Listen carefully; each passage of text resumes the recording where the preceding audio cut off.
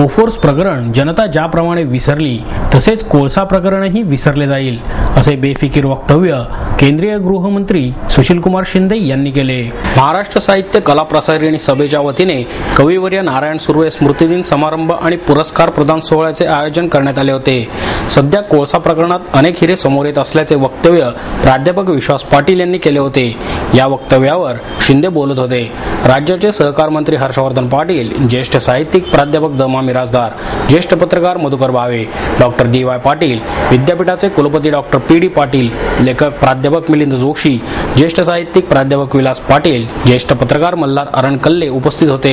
सुशीलकुमार शिंदे म्हणाले, एनडीए सरकारच्या काळातील पेट्रोल पंप वाटप प्रकरण किंवा बोफोर्स प्रकरण जनता ज्याप्रमाणे विसरली त्याचप्रमाणे कोळसा प्रकरणातही काळे झालेले हात धुतल्यानंतर पुन्हा स्वच्छ होतील असे म्हणून सुशीलकुमार शिंदे यांनी लहानपणीच्या आठवणींना उजाळा देत प्राध्यापक विलास पाटील आणि शिंदे यांनी लहानपणी गरिबी सहन करत घेतलेले शिक्षण, त्यातील गमती जमती याबाबत दिलखुलास बोलले। तसेच तरुणांच्या तळहातात खूप मोठी शक्ती आहे, त्यामुळे तो तळहात उघडा, खूप शिका, माजू नका। गरिबीत खूप काही सहन करावे लागते, मात्र जो सहन करतो तो आयुष्यात यशस्वी होतो। तुमच्याजवळ आहे ते दुसऱ्याला द्या आणि दुसऱ्याजवळ जे चांगले आहे ते तुम्ही घ्या असा सल्लाही त्यांनी दिला। मी दमाला एवढ्या करताच बोलायला सांगितलं होतं की मी, दमा, प्राध्यापक विलास पाटील हे तिघे आणि सोलापूरच्या, पण आमच्या हातात कधी चाकू आला नाही।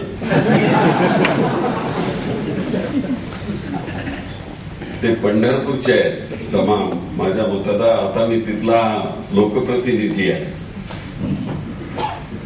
आणि म्हणून दमाना महाराष्ट्र साहित्य संमेलनाचं अध्यक्षपद मिळालं, सोलापूरलाच मिळाल्यासारखं आहे, ते पुण्याला मिळालंय असं मी म्हणणार नाही। प्राध्यापक पाटील सोलापूरला होते, ते कर्नाळ्याला शिकवत होते, सोलापुरातही शिकवत होते, बार्शीला होते, बार्शी बरीच लक्षात दिसते, दमामध्ये झालेले नाही, ते पंढरपूरचे आहे आणि आयुष्याच्या शेवटी मला पंढरपूर मतदारसंघ मिळाला तिथला, त्यामुळे आता वारकरी संप्रदायाचा मी एक सहकारी, तू मला शरण जा, मी तुला शरण जातो, हीच परंपरा आहे वारकरी संप्रदाय। आणि मला वाटतं की जीवनाचं तेच रहस्य आहे, तुझ्याजवळ जे आहे ते दुसऱ्याला दे आणि दुसऱ्याजवळ जे चांगलं आहे ते तू घे, हीच खरी परंपरा। आज तुम्ही एक अतिशय चांगल्या तर महाराष्ट्र साहित्य कला प्रसारनीने अतिशय चांगला कार्यक्रम हा केला। माझ्यासारख्याला इथे यावंसं वाटलं, कारण अंधारातल्या एका माणसाला तुम्ही प्रकाशात, इथं पुण्यामध्ये प्रकाशात आणण्याचा प्रयत्न केलेला आहेतच तसे प्रकाशात निर्मिती, पण परत एकदा तुमच्या व्यासपीठावर येऊन हा इथे कोळशातला नाही पण सोलापुरातला हिरा येत आहे।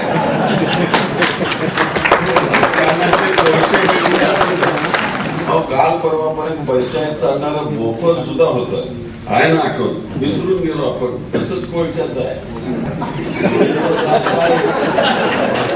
धुतला की स्वच्छ परत। हर्षवर्धन पाटील म्हणाले, राजकारण, समाजकारण, दैनंदिन जीवनात खरी मैत्री काय आहे हे पाटील आणि शिंदे यांच्या बोलण्यावरून दिसते। नारायण सुर्वेंचे कर्तृत्व, लेखन आणि विचार आजच्या तरुण पिढीपर्यंत पोहोचणे ही काळाची गरज आहे। या वर्षीचा नारायण सुर्वे यांच्या नावाने दिला जाणारा साहित्य पुरस्कार ज्येष्ठ साहित्यिक प्राध्यापक विलास पाटील यांना, भला माणूस पुरस्कार ज्येष्ठ पत्रकार मल्हार अरणकल्ले यांना, सनद पुरस्कार ज्येष्ठ लेखक गोया सावजे यांना प्रदान करण्यात आला। तसेच ज्येष्ठ कामगार नेते द. स. अंदाने यांचाही यावेळी विशेष सत्कार करण्यात आला। शिंदे साहेबांनी सुद्धा व्रत पाळलेलं आहे आणि कुठल्याही कितीही मोठ्या पदावर असले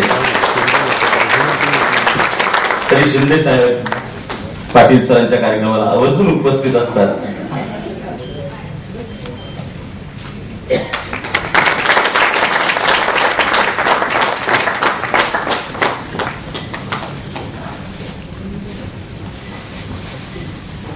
₹2,500 रोख गौरवचिन्ह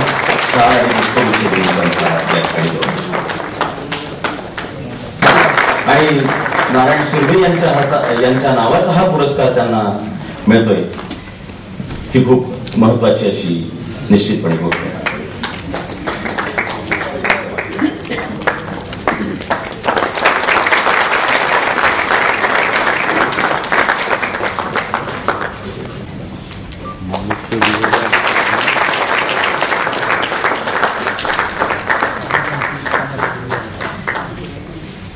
नारायण सुर्वे हे कामगारांचे कवी होते, त्याचप्रमाणे हा जो पुरस्कार आहे तो कामगार क्षेत्रामध्ये काम करणाऱ्या एखाद्या व्यक्तीला दिला जावा, या निमित्ताने आपण हा सत्कार